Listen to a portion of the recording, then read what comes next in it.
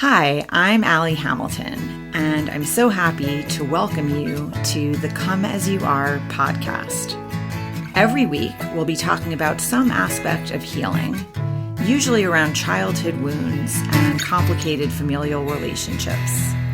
The topics will always coincide with my personal essay of the week, and this will be a place where we can take a deep dive together. I'm so thrilled you've joined me and delighted for you to always come as you are. Hi there. Hi there. Welcome to our talk. This week, the topic is strangers in the day. Exchanging glances is the subtitle. And I was writing in the essay about this experience I had probably 5 years ago, maybe a little more, maybe a little less, but I was just walking home. I was in Santa Monica where I live, and I was walking home, and I came to a crosswalk, and I was waiting for the light to change, and across the street I saw a woman who was waiting just as I was, and there was just something about her. I don't know. It was like one of those energetic things where you just kind of like see someone and there's just something that they are giving off. And I had this kind of uncanny feeling that we were alike. It's kind of like recognizing something in her that felt like a home in a way, or, just something really familiar, almost like I was getting a glimpse of an older version of myself. She looked about maybe 15 years older. And when the light changed and we were walking toward each other, our eyes met, and neither one of us looked away. And she had just like such light in her eyes. And I mean, just sometimes you see someone and you just can see they're like really awake and alive. And for like 10 feet, maybe more, we just were just holding each other's gaze, and we both smiled at the same time, but like a real genuine smile, and we kept walking. And I felt this feeling that you get sometimes when someone has really seen you. And I had the feeling that she had the same kind of experience, that we just had a moment. And it was so, kind of like powerful, potent, that it stayed with me all these years later. And we never said a word to each other. I know nothing about her life, and I was writing, it's possible she never gave me a second thought, or that she was writing an essay in that very moment about the same experience in the crosswalk, and that she could be anywhere doing anything, that, maybe she lives in Santa Monica, maybe she was only visiting, all these different scenarios. There's zero context for either one of us, but one of the most real moments I've probably ever had. And how it's just this idea of being open to that kind of connection wherever you find it, and for whatever amount of time you find it, and not taking that stuff for granted. Like, I really do feel, for whatever reason, I will kind of carry her in my heart for my whole life. And I was saying, I wonder if my life flashed in front of my eyes, if I would see her face for a split second. I was also writing about this moment in time. It's been very hard for me to write essays lately. It's usually, I do that once a week. I put them out on Thursdays. That's a deadline I've given myself, self-imposed. And generally just something I really love. it's one of my great joys, is being able to write something that, of course, I hope is going to be helpful in some way or, interesting. I think anytime someone is writing, underneath that is a desire to connect, to maybe be writing about something that's going to make someone else feel seen or understood, or maybe give them some hope. It's that desire to connect. And of course, when I'm writing the essays, I'm also thinking about these talks, like what are the topics that might be really helpful. And lately, it's just been every week for the last few, it's just been a real struggle. Almost the minute I hit publish, I'm thinking about, okay, I always think about the talk first because that comes the next day. And then after I've sort of thought about, okay, what do I want to talk about in the podcast? Then I start thinking very quickly about next week's essay. And generally, if I keep my eyes open and I keep my heart open, it'll come to me. Maybe it'll be something that I read that kind of sparks a thought or an idea, or it'll be something someone shares with me, or it'll just come to me. And lately it has been agonizing. And part of it is the state of the world. There's no doubt that is a large part, I think, of what is making things a bit of a struggle lately, because it's the water that we're all swimming in, it's just the way, the energy, just when you do anything, you go out into the world, or you get online. I have an online community, so there isn't any, I can't just say I can't do it today.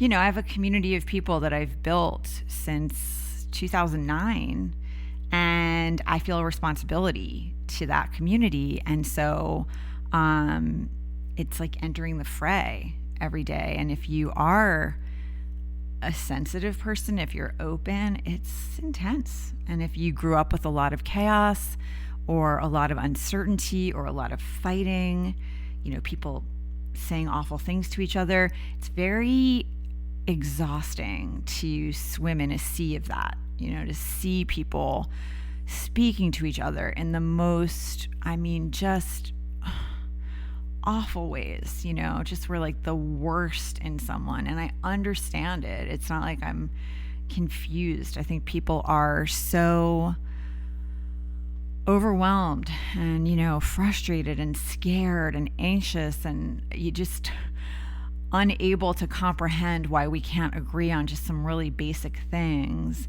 That this is what people do when they don't feel heard or they don't feel like they have power. They start screaming, or they hurl insults. But it is an exhausting environment to be in, and very hard to stay above the fray. And so I was writing about that as well, that there are times where I really I try very hard to use whatever platform I'm on mindfully. I do my best to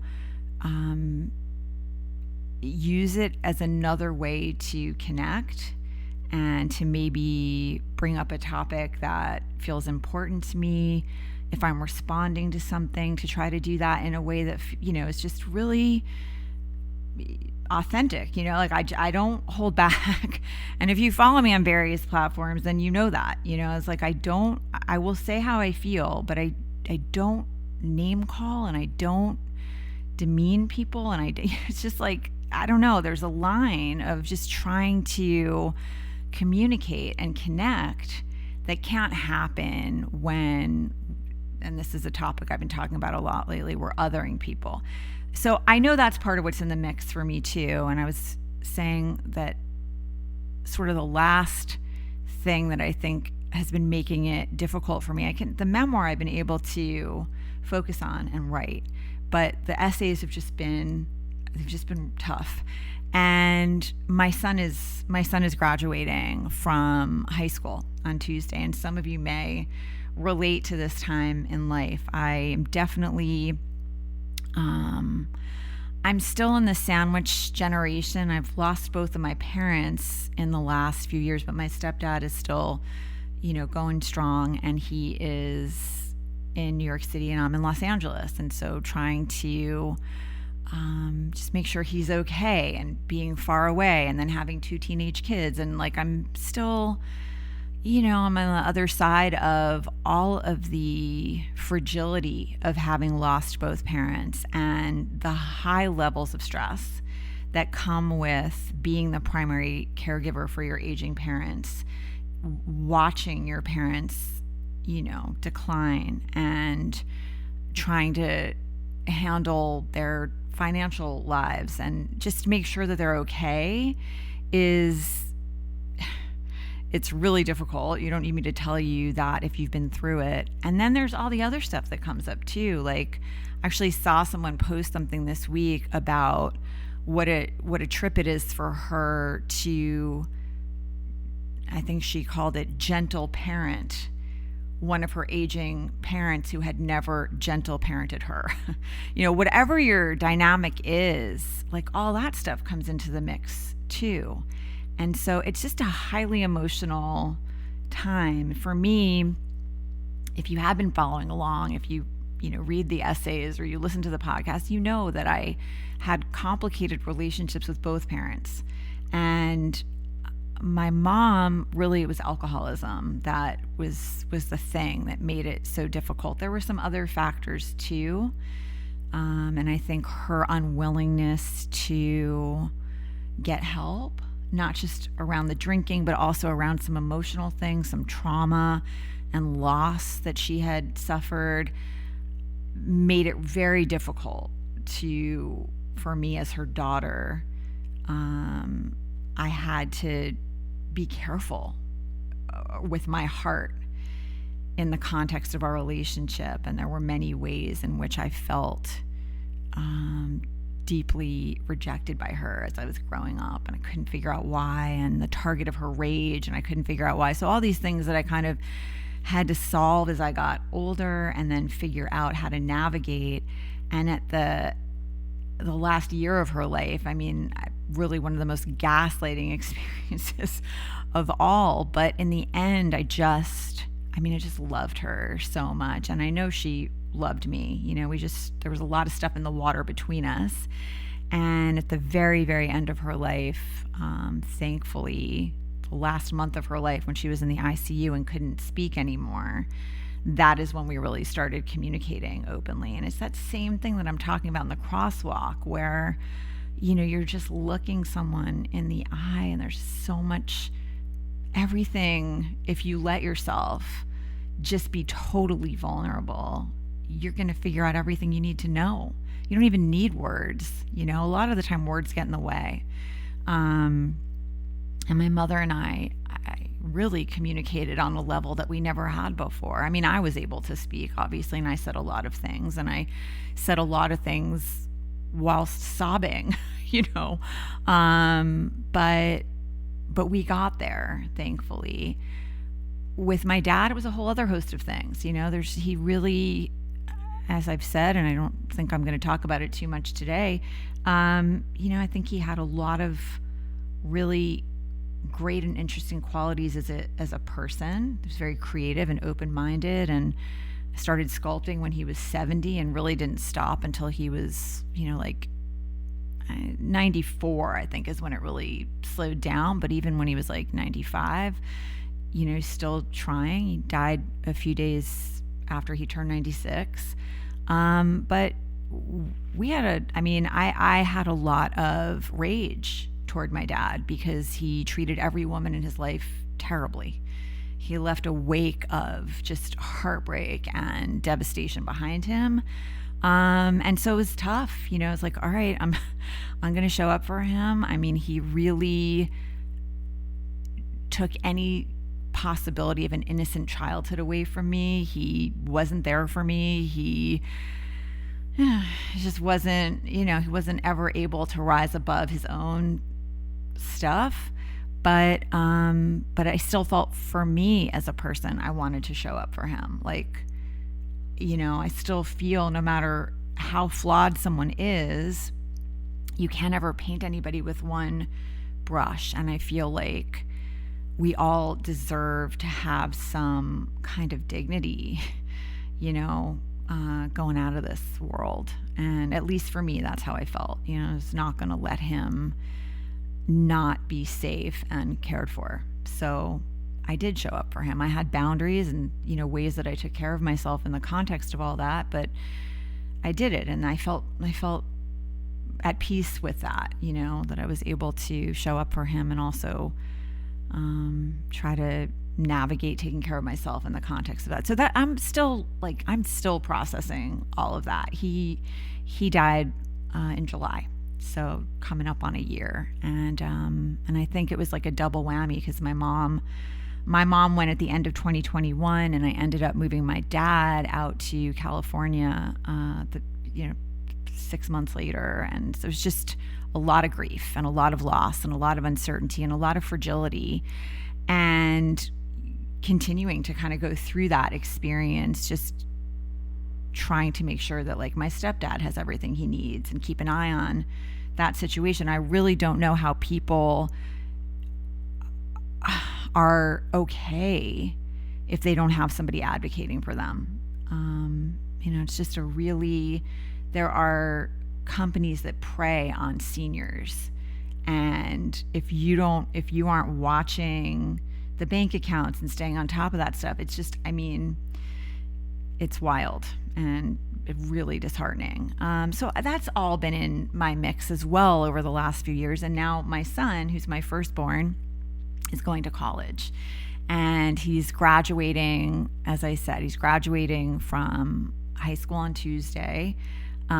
Today, there's this tradition that they do with a senior class where they all go back to their elementary school. I'm going to start crying right now. And so we're going to his elementary school today to see like all his teachers. And it's a beautiful tradition. But mom is, I've just been like very emotional, and he is going to be up in college in September. In a few months, he won't be living under the same roof with me anymore for the first time in his life, and for the first time in the last almost 18 years. So it's intense, and I know that so many people, when you kind of express any like sadness or grief or longing or mourning, they mean so well, and they want to like help and comfort you. And so many people have said, it's your relationship will change and it'll still, and it's, I know, I'm not worried. Like this kid and I, we have a bond. I'm not worried about that. And I'm happy for him. I'm excited for him. He is very ready for the next, to go out into the big wide world. And so I'm thrilled for him, and I can't wait to see what happens and what he does and all of that. And I'm also grieving the end of this part of the journey, where we do live under one roof, and I start crying. And I see him every day, and I get to, give him a hug and a kiss on the way out the door and tell him to have a great day. And it's just that time is now coming to a close. And I think about when my kids were little and how they ran around the house like, it was like just, you never knew what was going to happen next. People would just come out dressed as Jedis, or they would suddenly be, they'd be superheroes, or they'd be, banging away on pots and pans on the kitchen floor while I was cooking. Or I just, the nights of reading them bedtime stories. And even now, like sometimes my daughter will get annoyed because my son will be in the bathroom for a long time, whatever, like, stays in the shower, but I know she's going to miss him with her entire being. They're very close. And so it's just, I'm aware of that. And And so I'm very emotional and vulnerable and aware that,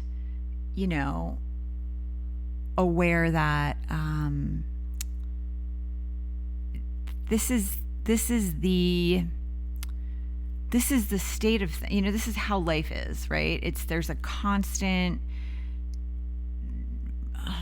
environment that's always changing. Like, we are always changing and evolving and growing. Circumstances are always changing.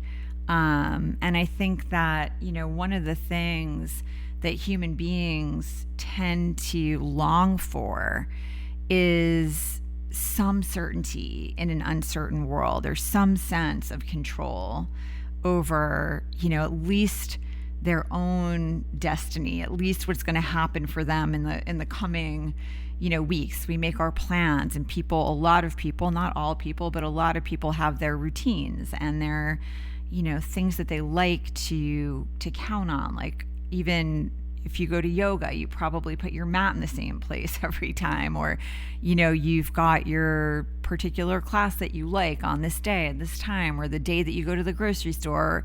Just these plans that we make with the idea that it's all going to go, according to the plan, knowing underneath all of that like anything can change on any day. Everything can change on any day. But we don't really like to think about that because it's uncomfortable, and it's a vulnerable thing to be a human being and understand that, you can do all the planning and trying that you like to pin things down and plan things out and count on things, but it can all be upended at any time. We don't really like to sit with that idea, but it's the truth. Things are going to keep changing. We are going to keep changing and growing and evolving if we allow ourselves to do that. One of the ways that we, tend to try to pin things down is we also pin ourselves down. We put ourselves in I'm this kind of person. I would never do that. There's certain things, right? Like, I would hope that you would never intentionally hurt another person, but you kind of want to be careful, like deciding what you would or would never ever do, like to leave some space for surprising yourself, or for changing in ways that you might not have expected. And if you think about where you were 5 years ago and what you thought was going to happen and what has actually happened, they're probably diverge in some major ways. And to understand that is part of life, and to try not to grip, and I'm saying this to you as someone who spent a lot of her life trying very hard to create something I could count on. I grew up in so much chaos in both households, and my parents split when I was 4, so I started going back and forth 6 months after they split, and both households were just so full of chaos and uncertainty and secret keeping, and so that's going back and forth, 3 days here, 4 days here, and different energies in both households and different rules. And it was a lot. And so all I wanted as I was growing up, I kept thinking, when I'm a grown up, I'm going to create like stability in my life and security and something solid that I can count on. And, when I have kids, that's what I want to create for them. And I spent a lot of time trying to do that. And one of the big lessons in my life over and over again is you can't. You're trying to build something solid in the air, and so the solidity comes from inside. It comes from inside of you. You can provide a constant reliable, flow of love. You can do that. You can make sure your children know that they are loved and that you have their backs and that you are there for them, and you always will be. You can do that. You can create an environment where they're free to explore who they are and be curious about that, and help put things in their paths when you see like, oh, my kid seems really interested in music, or my kid seems really interested in art. You can make sure there's a lot of things in the environment to encourage that exploration. But you can never control what is going to happen in the path in front of you or them. And that's a really tough one as a parent, to the first 10 years of their lives or so, that is your full-time gig, right? You're just trying to make sure they're safe and secure. And I mean that in primal ways, when they're tiny, of course, you're feeding them and clothing them and making sure they have somewhere warm to sleep, and that you're there if they're to comfort them or to hold them or change them, or whatever it is. There's the primal stuff. You're buckling them into the car seats, or you're on it. And even as they get older, there are things that you're doing to try to ensure their safety and their well-being. And then there comes a certain point in time where your job is to step back a little bit and let them, not always slide into home and save the day. So when your kid gets to be 10, if they forget their homework, it might be a better option to not text another mom and get the homework, to let them go to school and lose recess. So they learn, if I don't manage my stuff, there are consequences, and then hopefully that helps them learn, right? So there's that point in time where you are trying to navigate how much to run in and fix it, and how much to step back a little bit and let them struggle in the ways that are going to help them grow. It's like the butterfly, right? Not cutting the cocoon open, because you want to have, hopefully you're trying to raise people who are going to know how to go out into the world and face all the complexities and challenges and uncertainty that we all have to face at some point. And the things that are really heartbreak and disappointment and things not going exactly the way that we planned. You want to try to give your kids the tools to handle that stuff, and to be able also to be accountable, to understand how we treat people and what we do. So there's just, it's a lot. And then there comes a point even beyond that that's even harder, where it's that your children, they belong to the world now. They're out in the world. They're not yours, they come through you, but they belong to the world and to themselves. And the world is not, you can't make them safe all the time. There's not, things are going to happen. Maybe it's going to be something someone says at school that really hurts their feelings, or it's going to be some other thing that happens, or something in the environment that isn't safe. My 14-year-old daughter was harassed on the street a few weeks ago, and I wasn't there, and it kills me. It does. It's so devastating. It was so triggering for me when she came home and told me what had happened. And, I can't be with her every hour of the day, and she wouldn't want me to be. She wants to be out with her friends, and she wants to be out doing things, and she wants to have some independence, and she should be able to do that. And it would be really great if we had a world where 14-year-old girls are not being harassed by grown men on the street with other men standing around not doing anything, not intervening. There were 4 guys standing there that just watched it happen, and it was another mom who happened to be a teacher at her school driving by with her daughter, who pulled up and asked my daughter if she needed help, if she was okay. And my daughter got in her car. So, there's a lot of things that I'm so grateful for the timing of that, but it's very difficult to release, to just understand, I'm sending my kids out into this world, and all I can do is just hope and pray with every fiber of my being that they're going to be okay.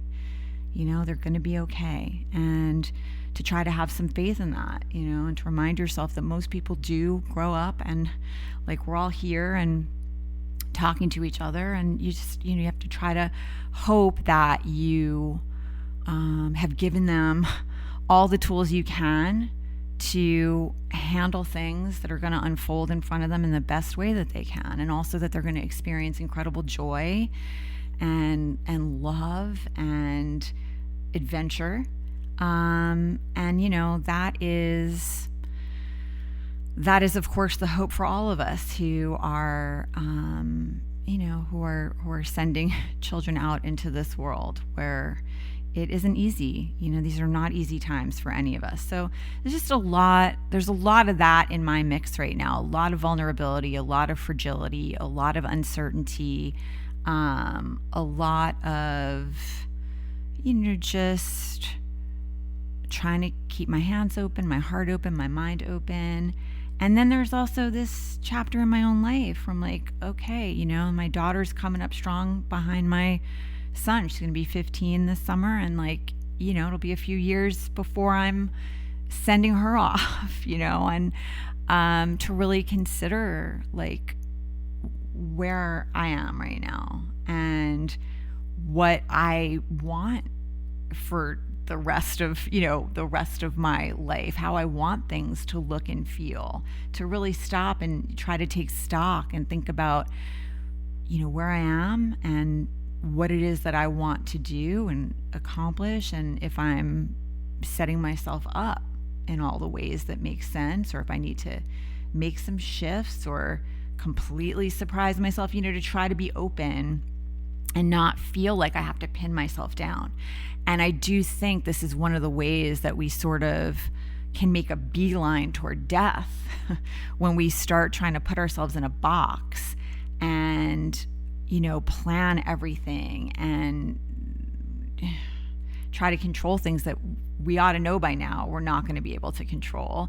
And also to leave that room to not know and to surprise ourselves and to keep evolving and growing. And, maybe there are going to be choices and things that you want to pursue that you never would have thought of if and that you don't want to reject that stuff out of hand because it's scary, right? You don't want to say to yourself, well, I can't even consider that because everything would have to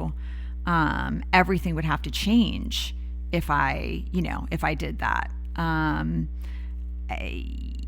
That fear of change is the thing that I think can really stop us from living life in a way that feels good and powerful and meaningful, and so that is the space that I find myself in. And I think because I am feeling so fragile, because I am I'm in this space with so much change going on, and on the other side of just a season of grief, a season of loss, my heart is in my throat a lot of the time. I really do feel I'm feeling everything deeply right now. So it's not always easy to think of what is going to be helpful for me to share, or what is it that what can I talk about right now that might, be useful to someone. And I realized as I started writing, because I was struggling so hard, I was trying to pick between okay, maybe it's this topic or maybe it's that topic. And that woman in the crosswalk, that occurred to me at a certain point as something that I could write about. As I sat down to write, I realized talking about all of these things is probably helpful because, we're all going to have these moments in time where everything falls apart, or, the ground just falls out from underneath us, or there's a change that is upon us that we never saw coming.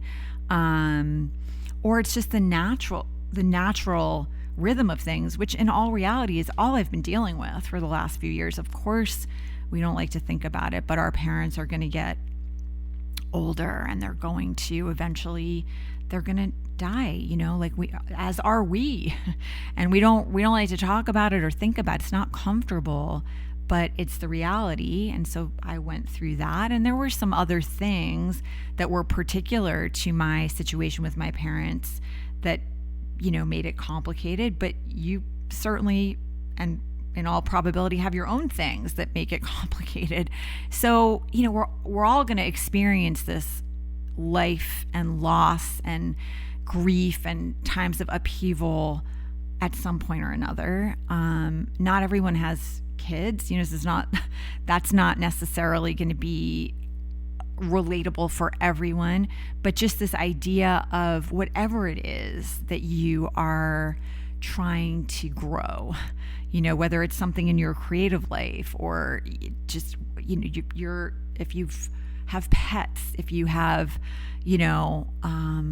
anything that you're trying to nurture and grow in your world, this reality that there's some of it that you can certainly think about, how am I showing up, and what ways am I showing up, and what can I do?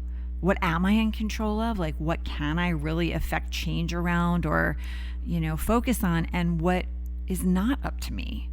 And it just, as I was writing, I realized all of these things were probably useful topics.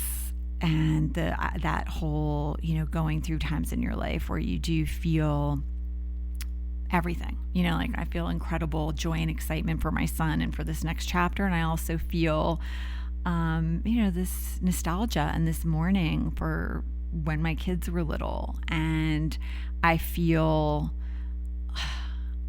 human beings can be so amazing. Like that moment I had with, in the crosswalk. And I'm starting to call these crosswalk moments now, because it can happen in other ways too. Sometimes you read something and you feel something that the writer has written is just, it really makes you feel seen or understood. That's a crosswalk moment. Or you hear a piece of music that just floors you, or you have an interaction because you're open, that maybe you're going to carry with you for the rest of your life. And what I have found in my own life over time is that the less I grip, and this is coming again from someone who used to spend a lot of her time trying to make everything okay for everyone else, and to make sure I was doing everything I could to create solidity and stability in my world. The less grip, the less white knuckling you do, the better life feels, the more it flows, the smoother the ride, the more joyful the ride, and sometimes you're going to come around a corner and just be wildly surprised, and it's going to be better than anything that you could have planned or imagined, and just to have some faith in that as well. That has been really useful to me. And so as I approach this next season of change, where my firstborn is heading out into the world, I'm not, it's I tear up a lot and I'm emotional, but I'm also okay. There's nothing, tears don't bother me. And fragility doesn't bother me, and intense emotion doesn't bother me. It's this is all natural. I saw I've seen so many things, as I'm sure you have too, when when you're on the internet. It's my son asked me a couple of days ago, what did you do today? And I told him I saved democracy in a Facebook thread, and we both sort of just laughed and grimaced at the same time in the same way. It was funny. It's I wish I could save democracy in a Facebook thread by like calmly offering links to articles or videos that disprove the thing the person has posted. But sometimes people are just determined. It's like, facts be damned. I'm going to believe what I want to. And it's like, okay, like and a lot of the time I scroll by things, but there are times, and it's happened in this past week, where I see something and I just think that is just dangerous. Like I can't scroll on by. Like I've got to respond to that, at least try. And when I do that, I absolutely am careful to not scream, not name call, not demean. You're not going to get through to anyone like that. And so if I'm gonna engage, I'm gonna do it in a way that is as respectful and calm as I can.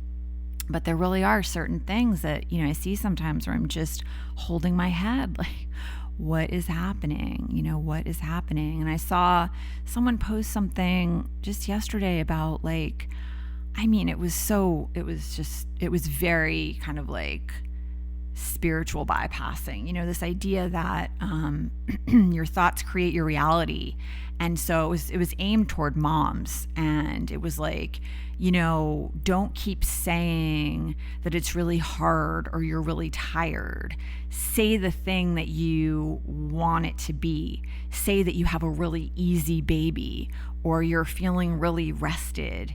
And